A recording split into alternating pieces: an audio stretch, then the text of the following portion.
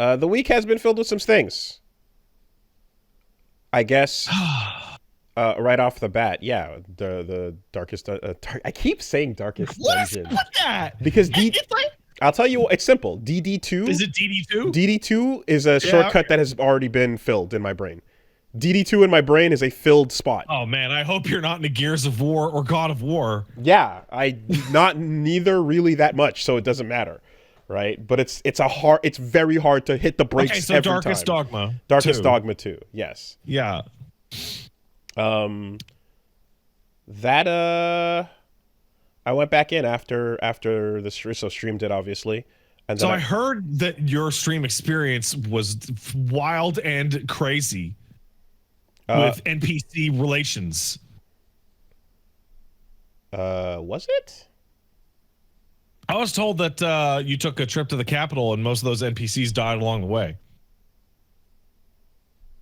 Oh, yeah, I got confused. I wasn't too sure what was happening, but the two dudes that join up and say, "Hey, we're going to the Capitol." Yeah, Gregor and the other guy. Yeah, so at some point they were gone, and I didn't know when or how. And then someone mentioned it might have been when I well, I was about to pull the water, release the dam to blow up the barricade. And then I was like, oh, wait, hold on. Let's not stand in front of it. Obviously, that seems like a bad idea. So I moved over to the side and then blew it away. But I guess not everybody moved over to the side. And then they got washed away. I didn't even notice it. Fine. I don't know if there was a sound or a noise or an indicator or something at the time. It just, and that's a couple of times, actually. There's been a moment where like there's a pawn going down noise when they're like you can pick them back up. Yeah. But the pawn just getting launched into the abyss and getting brined or something, like that has no noise or indication, and it's just suddenly I pause and I'm like, they're dead. And I pause and I'm like, oh, they're not on the list anymore.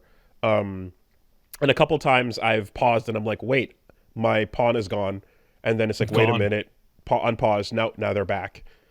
And I was like, oh, what? So what that is, so when they're not in the list, when you pause, that's them being like, I want to say it's like 50 feet or more away from you. It's when they're not in the range that you can hand them items through the menu. I see. The other thing is that I tested this over and over. Pawns can get stuck. Oh, but yes. If you get like far enough away from them, they will teleport to you. They'll just fucking. So I've noticed, because there was one time where I dropped down from a cliff and it was fine, but then they dropped and died. But then another time later, and then many times later on, if I just move quick enough, they don't try to drop and follow. They actually just teleport instead. So there's a lot of really fun things to do with the pawn system that people are figuring out, specifically from throwing themselves off cliffs. So a lot of pawn behavior is learned player behavior. So some people have pawns that will not throw themselves off a cliff ever. And other people have pawns that will just fucking like aim for the bushes, like on every opportunity. Go like, I don't think it'll kill me, so I'm gonna do it. And that is learned behavior from watching players solve jumping puzzles by just throwing themselves off a cliff. Traversal data actually matters. Interesting.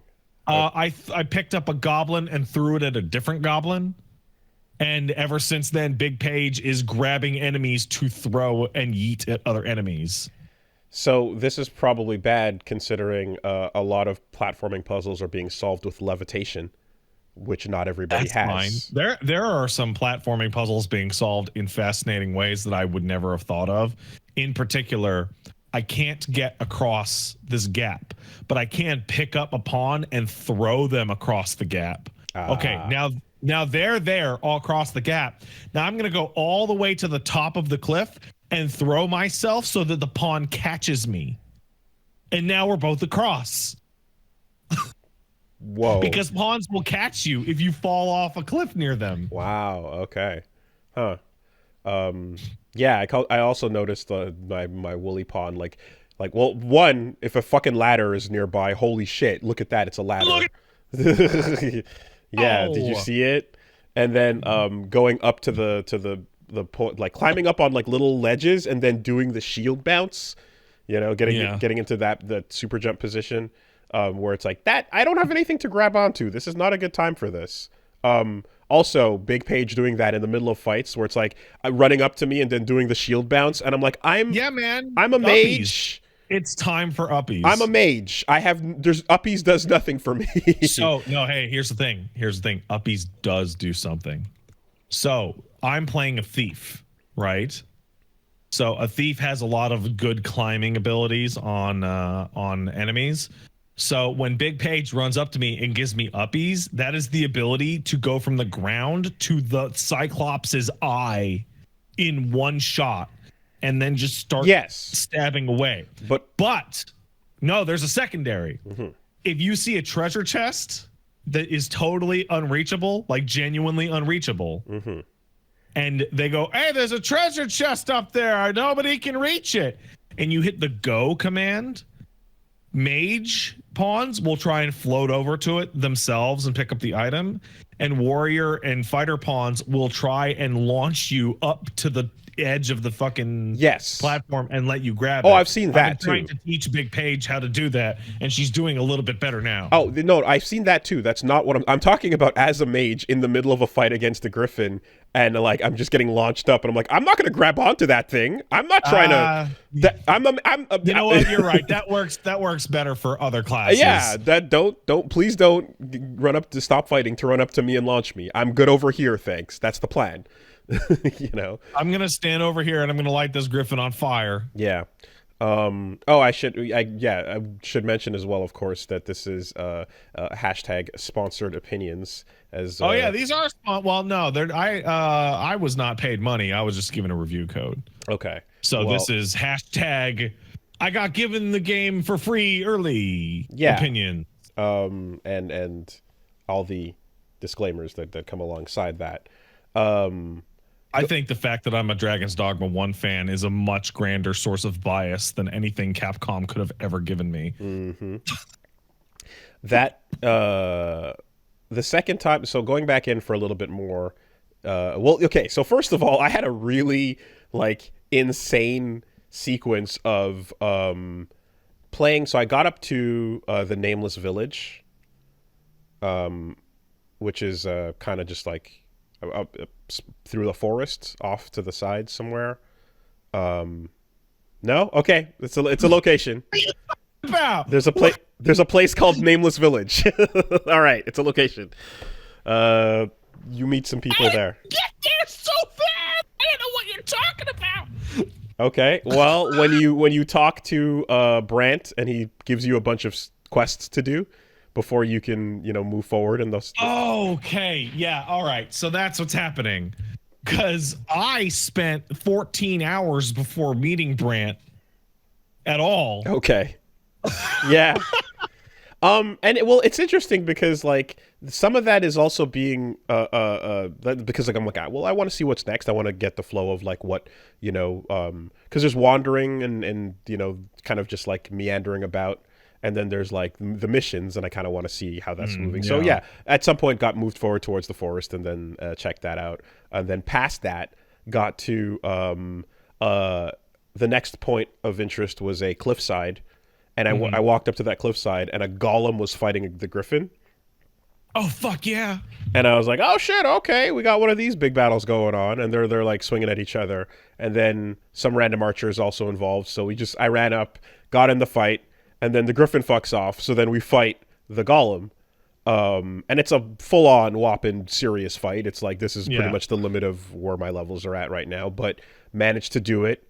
And then there's a camp right next door. So sat at the camp, woke up, and the griffin was on top of us. Oh, yeah. Right? So, hidden very deep in the tutorial for camp, it says make sure to clear the area of nearby enemies before camp because they may ambush you. But specifically griffins and drakes can fly around and may not actually be near you when you sit down. So woke up with it on top of, with us just under its ass going crazy. Go time. Go time.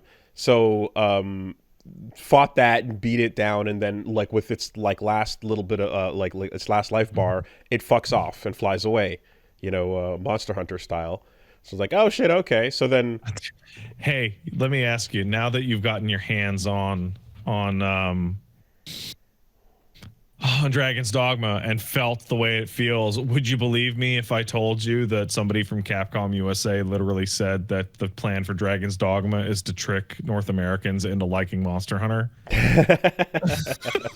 I can see it with the way that fight goes, right? It very much feels like a hunt. Yeah. And then I'm like, okay, eventually, it like fight that to the point where, yeah, it fucks off. Run back around to get back to town, and then on the way to town, there it is in front of the town. Resume the fight. Oh yeah, it tries to pick up the buffalo that are out in front there. Yeah, so like resume the fight. Resources still are where they are. Keep that going until it's on. But its health was still down, right? Yes, its health was still down. Yeah. And then it gets into its last phase where it spends like 90% of the time flying around doing its swoops, and then trying to finish it off, and then a Minotaur shows up. And I'm like, what the fuck? Like, and it might have been spawned randomly. It might have been a bad location, but a Minotaur rolls through, and now I know the exact spawn point of that Minotaur. It's like 100 feet to the northeast of where you're fighting that Griffin. And it's like, okay, so now both are there, and we're still low on resources.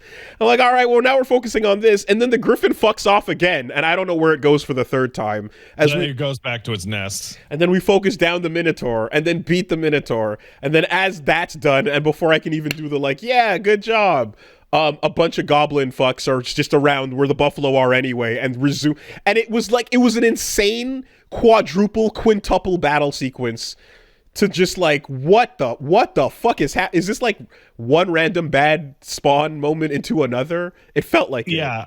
Yeah, so you're describing the quintessential Dragon's Dogma experience, and it's one of the reasons beyond why the game works the way it does.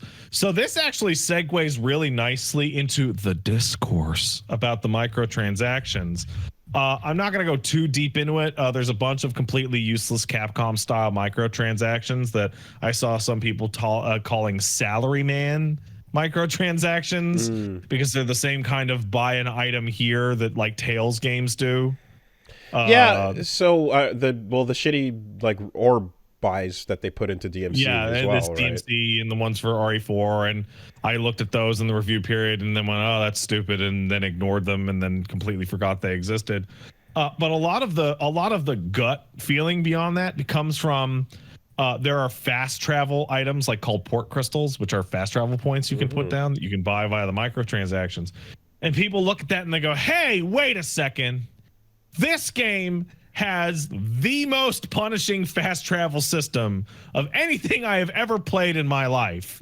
They obviously made the fast travel bad so that they could sell this stupid fast travel nonsense in the mini buys, right? To which I have to tell you, as somebody who didn't play Dragon's Dogma 1, fast travel in Dragon's Dogma 1 was way worse than it is here.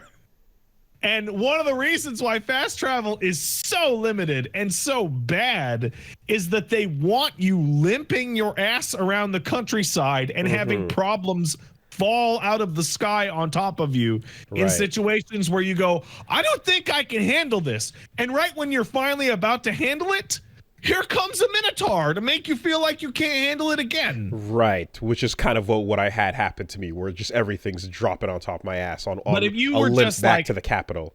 If you were just like, oh, well, I got to do a quest in Melv. Melv. Oh, I got to do a quest in the capital.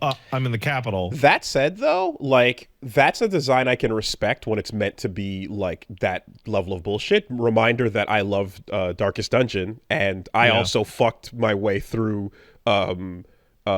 Fear and Hunger, one of the most bullshit games, right? So I'm down with that kind of thing.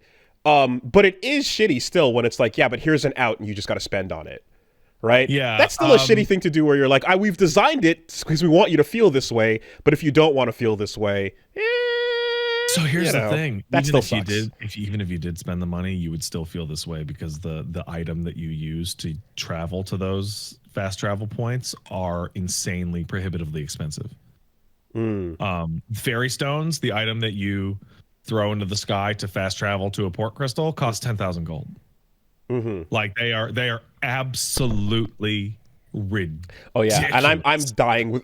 I'm suffering for gold right Yeah, now you're too. broke, I, right? I I made the mistake of switching from mage to sorcerer, and then I didn't like it and switched back, and I was fucking like that was all my gold. That was So everything. like I look at the Yeah. microtransactions that DD2 has the same way I look at them for RE4, the same way I look at them for DMC5. I go, Hmm. this seems like a necessary evil to keep this out of the real game. But I would say just commit to your design. If that's what you want the game to be about, then don't give the microtransaction out to something that you think people are just going to think annoying.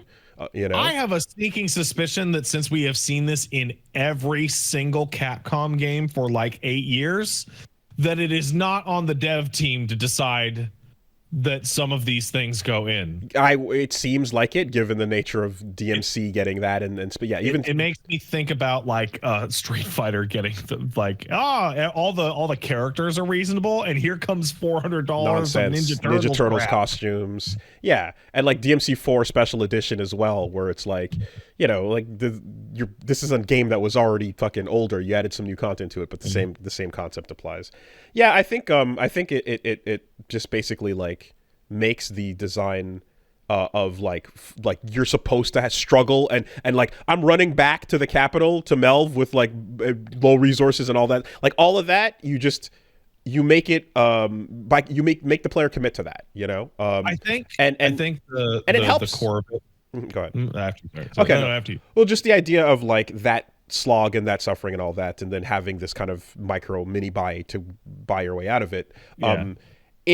It helps that like that type of design is mitigated as well by the fact that this does have a save anywhere option, Mm-hmm. and and something that has been clear over the course of like the opening of this game and playing through it a bit is that like, yeah, we've over time we've talked about how this is a fantasy adventure game, but like don't think of it as like necessarily just a Souls like because of Oh, it's anything, and fucking you're not. like, and it's super not, and Oh, and I different yeah, fucking weird thing. and I went into that thinking of that. I'm like, yeah, don't think too hard about that being a Souls like, because it's not that. But also like I'm so used to the idea of like saving being this like rare restrictive, you know what I mean, like earned thing that like Yeah. is in those games that even here I often forget. Oh wait, no, you can just pause and save. The save system in this game is so confusing and so brutal and it's so weird.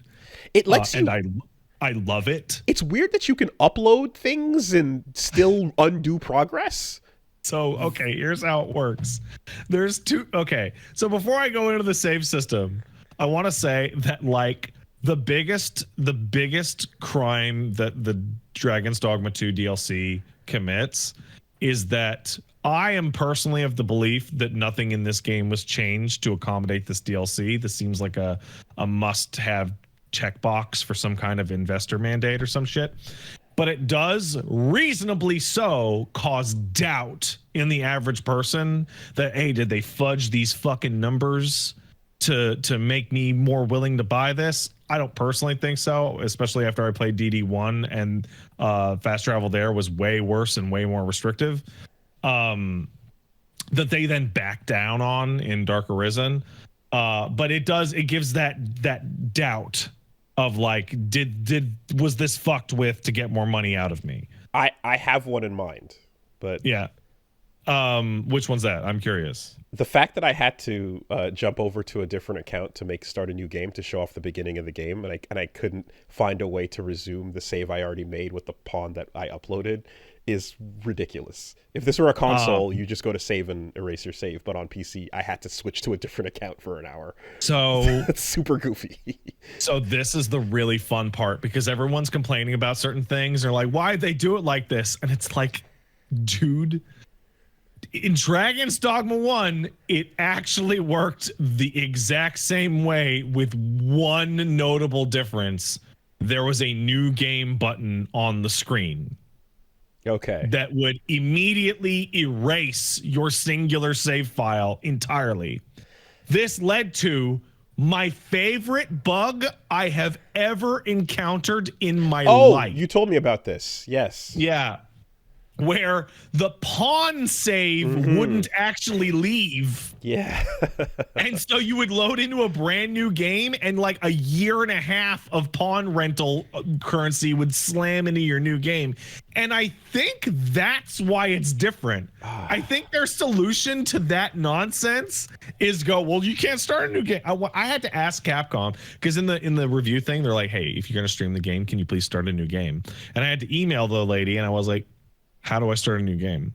And she's like, go into the Steam and delete the files. And I'm like, fucking really? That's the fucking what? That's so weird. Yeah. The game also has like Dragon's Dogma 1 did, and I have a sneaking suspicion the game has a very pronounced New Game Plus cycle thing going on that makes sense for you to use the same character over and over and over and over. Okay. But yeah, there is a like you want like a level of fucking with saves element where it's nonsense. That's coming in a patch like this week. Yeah, because it's so new game is going to be a patch. I saw that load game. But like here's the level of fuckery though, is that like load game also has load your last save or load from the last in case you want to undo even more progress and create even more alternate realities and disparate versions of yourself. That is okay, so you want to hear it? You want to learn how the Dragon's Dogma 2 fucking save games actually work? You want to hear this shit? All right, here we go. So, in the files, you have two save files. There are two save files. One is your autosave. Every time you see that little circle happen in the upper right corner of the screen, that's your autosave. So that happens every time you start an encounter, fight an encounter, pick up an item, blah, blah, blah, like a Souls game. It happens all the time. The autosave's not going to lose you very much progress, blah, blah, blah, blah, blah. If you quit out of the game, it autosaves. If you hit start and go to menu and you can go save and continue, that'll do a manual autosave right there. Bam, done. Okay, great. So that's your main save. However, that save is not your safe save. Because the save game tutorial says, hey, man, autosaves, not reliable. Not reliable. Yeah. It is the only game I've ever seen in my life that tells you that the autosave is not reliable. It called itself unreliable, yeah. Okay, so what is reliable? Well, your in save is reliable. Your in save is rock solid. It's not interacting with the world. You can't autosave clipped through the fucking floor. You can't, all this shit. And the reason why they want you to use your in or / checkpoint save is because that's the save game that all of your pawn rental data lives on. Yes, that's because where the your pawn happens. Only gets uploaded when you save the game at an in. Yes. But they want to keep it serious. They want to make sure you're taking your save seriously. So two things happen. One, if you fucking die and straight up game over and have no wake stones at all, but you're like, last time I saved at an inn was like an hour and a half ago. I don't want to lose all that progress. They go, okay, you can load your last autosave. And you will take a 5 to 10% total hit to your maximum life. And that will happen every single time you do that. So, Pat, are you getting your ass kicked by that chimera and it took you 5 tries? Enjoy the 5th try at 50% life. And I did it. But goddamn, getting out of that cave afterward was a fucking mess. The second thing is that you go, you know what? I've really fucked all this shit up. I would like to go back to the inn before I fucked all this shit up. And they go, okay. And you go to click on load in save. And it goes, hey, wait a second. If you load this save. Everything between now and then. It's not that it will get overwritten. It gets deleted as a function of loading the in save. Okay. I had the fucking folder open on my other monitor. When you load that in save, it deletes your autosave. It's a backup emergency. Oh fuck. Okay, we got to go back. Save. Yeah. Okay. And so it is this it is this like really like violently aggressive idea of Itsuno being like, listen, I want you to take this shit seriously.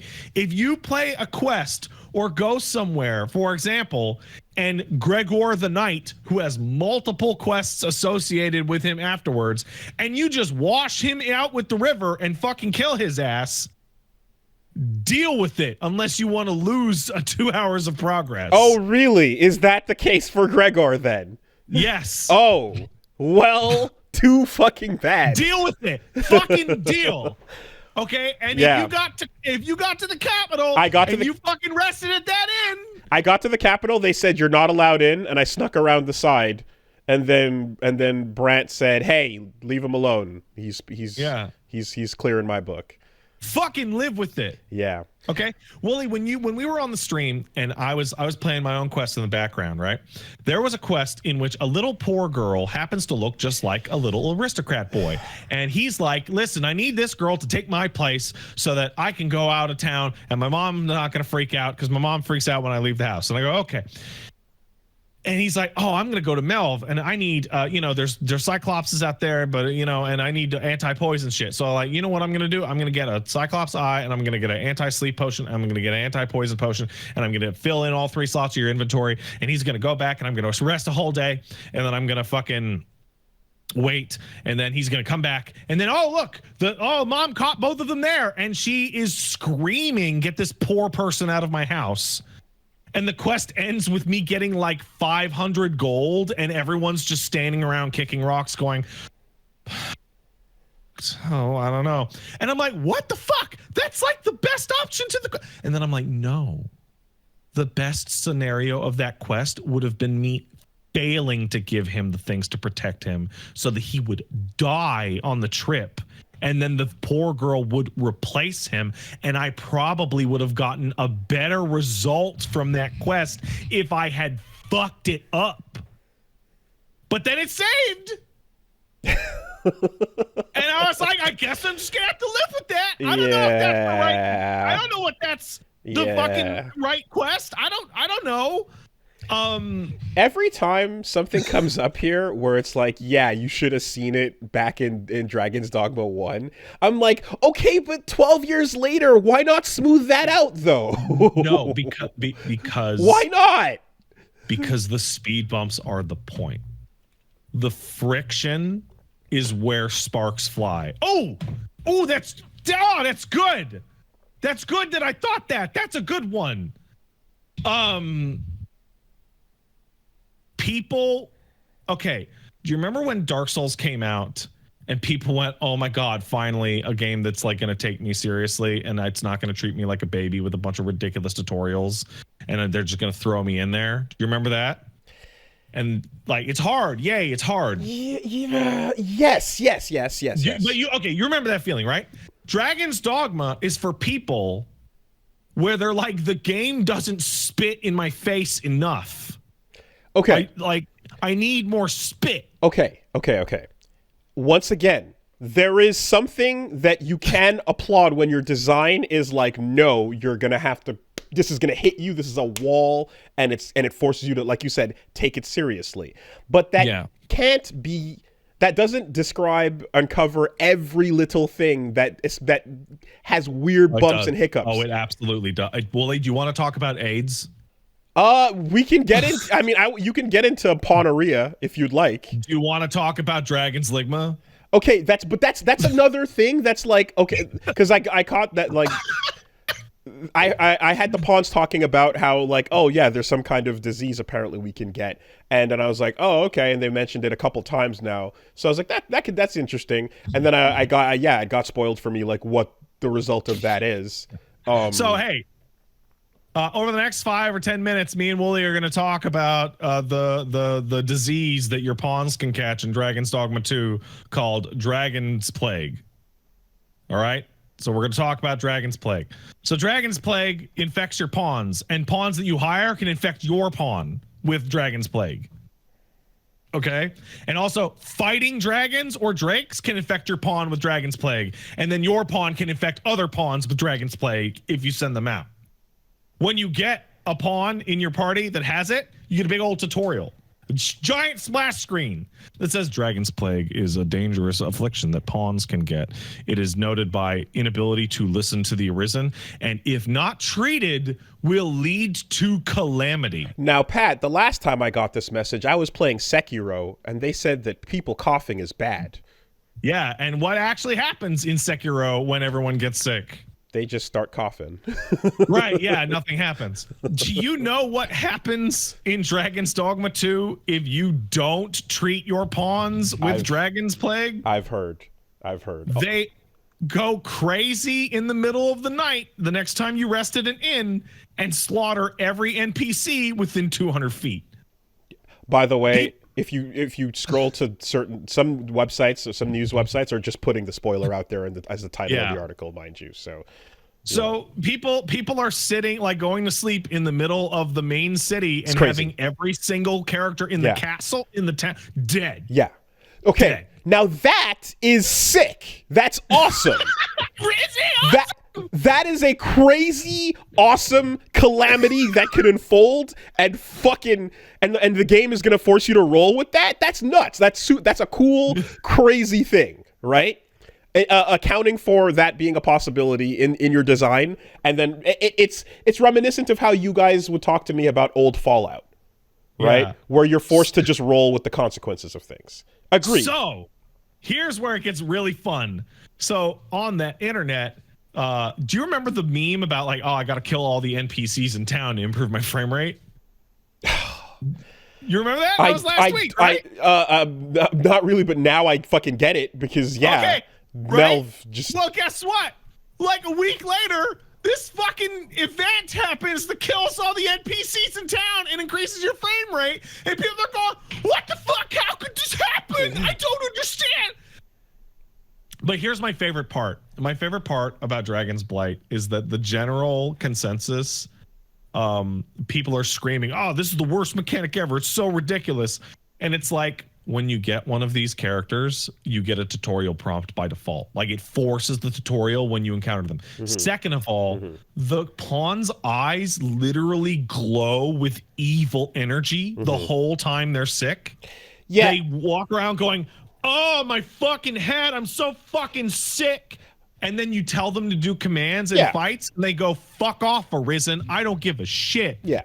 But again, you see it. But not every game treats those consequences as things that you need to take seriously. So and then you don't take it seriously, and it goes, "You will fucking take me seriously." Okay. now that's totally all within the realm of, like, we're trying to do some wild shit with this game and have it be different. That being said, the times when the frame rate drops to a, like, unfucking believable, it's like, come on, man. Yeah. That doesn't feel good at all. And I don't care what you say about the confrontation of that. That feels bad. The optimization for the CPU in this game is poor. And is extremely poor. It's not good. Right? So I have, like, there's some moments like that. And there's a couple other things too. One thing Susie in chat describes it as E3 trailer frame rate. Right. I like, so there's something in particular. When I first was playing, I was running around the first couple towns looking at, I thought the exclamation marks were side quests. Fuck no, it's your pawn going, "Look at this ladder." Right. So then I was running around looking for who had a side quest, and it's like, side quests are completely unmarked. Sometimes someone will walk up to you and trigger one, but a lot of the times they won't. Now sometimes you only get the side quest if you've been making friends with the person and giving them gifts for an entire week. Or other times someone will walk up and be like, "Hey, what do you think of that beggar's story?" And I'm like, "What beggar? What story?" That guy. Yeah, and you're like, "Huh?" And then it's like, "Oh, there's an interaction there." Okay. Would you like to know what that quest entails, Woolie? I'll go do it. I'll find out. But no, you have to watch him and figure out where he's. My point is, when it says you have to watch him, it means you will sit there for the 28 minutes it requires to have him cycle through his entire day and follow. I have the whole most of the quest. in fast forward in the video that I put up. Jesus. Okay. My assumption would have been to go sit down and fast forward time, get back up and see what he's doing. Guess what until happens? He leaves in between two of in those between points. two of those times. Okay. Well, so that's not even where I was going, but that's ridiculous. That's ridiculous. That's but like so it's like, okay, so those are not the sides. So I was looking for sides to do before pushing on to the main. And it's like, oh, well, sometimes you just have to like kind of come across the right person or talk to the right person. So there's no indicator of those side quests. It's like, okay. But then when it comes to people sort of standing around and everyone in the living town and stuff, like 95% of them are just kind of, they don't really have anything to say anyway. So then I was like encouraged to go start talking to people to try and trigger a side quest and figure out. But then I was discouraged because no one had anything to say. Hey, guess what? You know how they all have that gift button? You know how there's an NPC log in your tutorial? That's because different NPCs have labeled as different traits. And if you give them a bunch of gifts multiple days in a row, they'll give you a book on pawn specialization. That's what most of those NPCs do. So when you meet an NPC that has no character or no drama, but you're like, I like the look at this pawn. Maybe you give them flowers for 4 or 5 days, and then maybe give you a present or give you an escort quest. So I swear to God. Yeah. So what I've been trained to do is just ignore everyone that is not a shop in an obvious way. Well, there's until they come to me or until something happens, because I'll give you a colossal waste of time talking to as many people. I'll give you the tip. Are you ready for the tip? Mm-hmm. Here's how you can tell if somebody has a side quest. One, they walk up to you and they talk to you. That's the easy one, right? The second one is any character standing in one spot and not moving and going, oh, man. Oh. Okay. Oh, what am I going to do? That happened a couple times. But there were some people who were doing that who actually were just flavor. There were a couple people that were standing around going, damn, this sucks, man. And they're just in a group and like they weren't any sort of trigger. The other thing, and boy, is this unclear. Every location in the game has quests that only proc as being available based on your total travel time and game state. The game has hidden world states according to your travel distance and your progress in the main quest. So when you're in Melv, the very first time that little girl asks you for the fruit roberant, right? Mm-hmm. Like she's there right away. And then there's that guy who's like, my brother went into the fucking forest with the wolves and all that shit, right? But there are quests in Melv that don't show up until you've been to the capital and back to Melv. And there are quests in Melv that only show up once you've called all the monsters in that quest, in the monster calling quest, mm-hmm. and then go back to Melv. Mm-hmm, mm-hmm. And figuring that shit out seems impossible. At least right now. Well, it seems so for things like that, that's where I would feel like that's where the pawn guidance system is supposed to be trusted, where it's like, oh, your pawn will tell you, hey, I heard a thing over here, or maybe follow them towards it, you know? And I get too, if you're like, we want you to rely more on your pawns and such. But overall, yeah, I guess like what made sense to me was that I didn't get as much in advance was the nature of how this is an outing based game, how you will plan for like an outing, right? And like the trek they'll be like, oh yeah, it's a stone's throw from here, and it's not. Bullshit. It's not. That cave is gonna take you a goddamn minute, and by the time you get through it and back out, it's gonna be nighttime, and it's gonna suck. But you have an outing, and you gather and you do all the things you can with that, and then you have to survive your way back and use your resources, and on the way things will go wrong. And then when you get back to the inn, you can unload, and all this shit that you got, you'll make your items, you'll do a safe loop and then plan the next one, right? Yeah. And the concept of doing loops like that is cool. I like that, and I legitimately enjoy it. It's similar again to Darkest Dungeon, how you go out and do a run and then push it further and see what you can do. It's also similar to fucking Monster Hunter. Yes, right, and you can keep it, and and those things go wrong along the way. But this is gonna push you to do some shit that is that's the primary objective in a way, and then of course the quests and mainline and all that stuff is kind of happening behind this concept of Yeah. like going out into this thing, uncovering some more map. The whole game is just an excuse to throw your ass into the wilderness and Yeah. force you to find your way back. And furthermore, it deliberately tries to throw you off the track, off the trail, by having your pawns all tell you to go here, go there. There's actually an uncovered camp over here. There's actually a rift stone over there.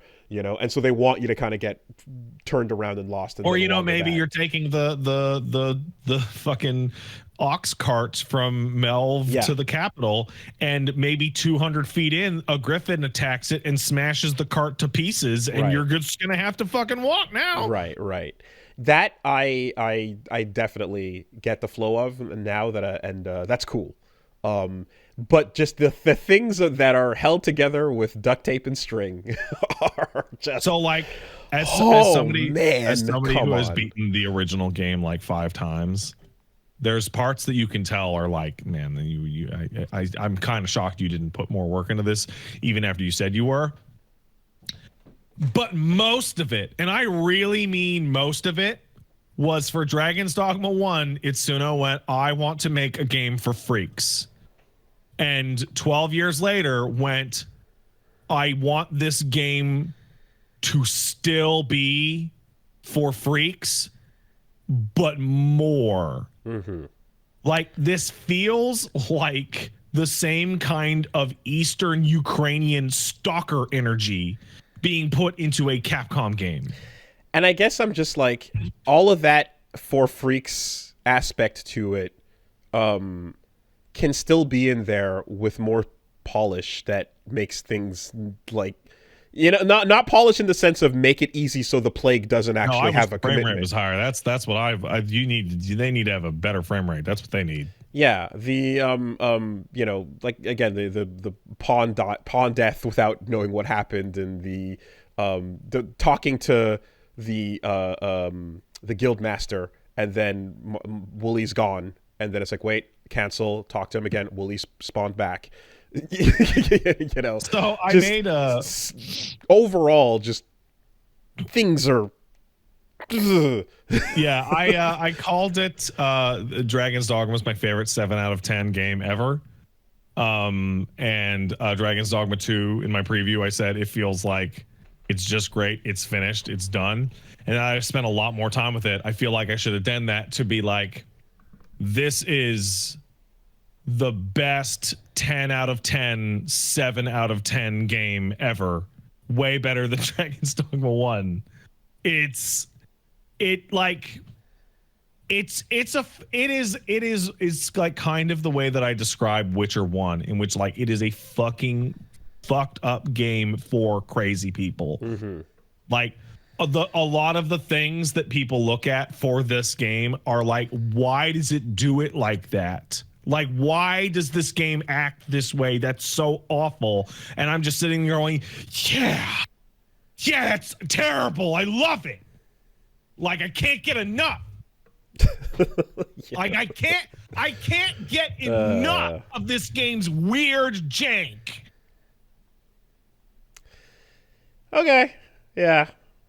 I there's some of it works and is very justifiable to the design, and some of it I feel could just like, come on, you could have. And I guess too, when I think of like a game like DMC5 is wild as the other Itsuno, because it's like that DMC5 is smooth. It is the most polished thing ever, and like that game could look and feel janky and shitty, but like if the combat played the same way, we would still love it and get that level of enjoyment out of it regardless. But this, and the nature of this being such a wide open, large sort of setting, and I guess it's just like, I don't know how the size of the game and towns and NPCs and all that stuff compares with like the previous game and such, but it's like 5-10 times bigger. It's so much bigger. It's crazy.